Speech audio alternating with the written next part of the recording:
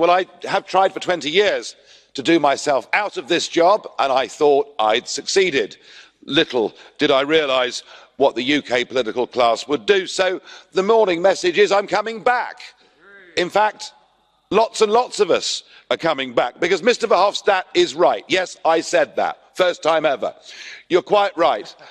The Brexit Party will sweep the board in these elections, and there is only one way it can be stopped, and that is if the governing party of Mrs May and the opposition of Mr Corbyn come together and agree to a permanent customs union and indeed effectively membership of the single market.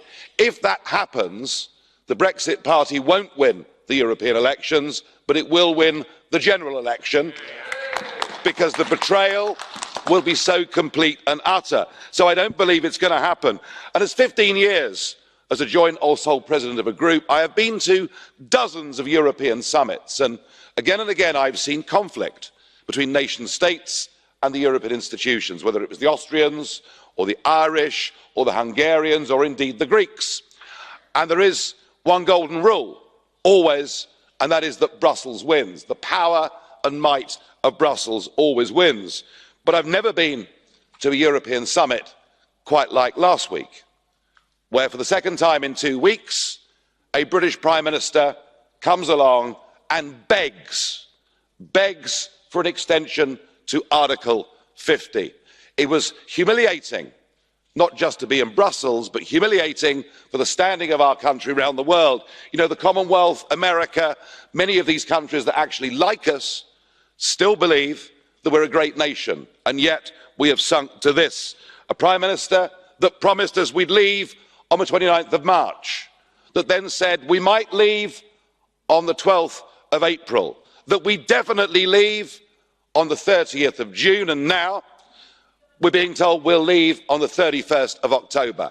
Halloween, trick or treaty, make your minds up. And if it's your last day, Mr Juncker, well, I hope that we leave together on that day. But actually, if it's left to this appalling Prime Minister, if it's left to our politicians in Parliament, I know that it's not going to happen.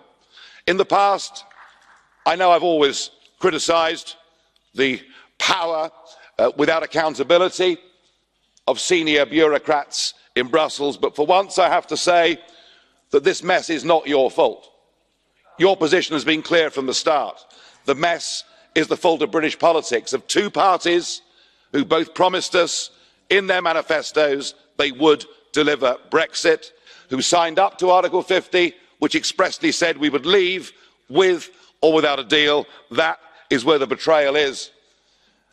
And I do share with members great sadness about appalling tragedy of the Notre Dame being burnt down yesterday. Something very beautiful has been lost, but something very vital is being lost in the United Kingdom. And I thought the deaths column of a Times newspaper yesterday summed it up rather well. UK democracy on the 29th of March 2019, aged 312. It was with sad regret that democracy died quietly in her sleep at 11 p.m. on March the 29th, 2019. The cause of death was foul play, and the culprits have yet to be brought to justice. Democracy campaigned for the rule of law, human rights, and always favoured the majority in her decisions. She will be sorely missed. God have mercy on our soul. What is happening in British politics beginning on May the 23rd isn't now just about Brexit, isn't now just about us leaving the European Union. It's about what kind of country we are. We have the oldest, longest serving continuous parliament in the world, the mother of parliaments. We have fought and given much for that principle of nation-state democracy, not just for us, but for our friends in Europe too. I sense amongst some in my country disillusionment, but in others I sense a burning anger. Not one to put on yellow vests and protest, but one that says we need a peaceful political revolution in our country. We need to sweep away the two-party system that has let us down so badly. And I think you're all going to be very, very surprised by what happens on May the 23rd. It will be a new future for British democracy, and goodness me, it's needed. Should never be happening. If the referendum decision of 2016 had been honoured, then Britain would have left long ago. Instead, the democratic decision of 17.4 million people is being deliberately and cynically betrayed. The European elections in May will inevitably be a rerun of the referendum question. Whatever the political parties say, the voters' choice will boil down to voting: do we remain in the European Union or do we leave the European Union? The Remainers should vote for the Liberal Democrats. They are the true party of Remain. Leavers should vote for the UK Independence Party. Ukip is the true party of Leave. Voting Conservative or Labour is truly a wasted vote because nobody, including them, actually knows where they stand on this issue. UKIP's policy is clear and straightforward. It is one of unilateral and unconditional withdrawal. But these elections will divide people into two distinct groups, not just in the UK, but across Europe. One group will be those who consent to be governed by a foreign power, the European Union. The second group will be those who vote to rebel against further EU integration and in favour of returning democratic powers to the nation-state. One group will be voting for freedom and independence. The other group will be voting for subservience and submission.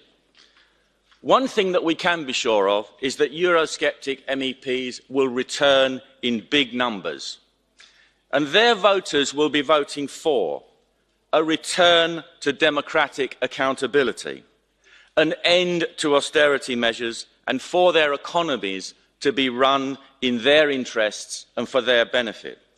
They will be voting to end mass uncontrolled immigration. They will be voting for parties that want to preserve their cultures and their civilization. There will be a great populist vote across Europe. Now, in the United Kingdom, we have the simplest choice: vote to remain or vote to leave.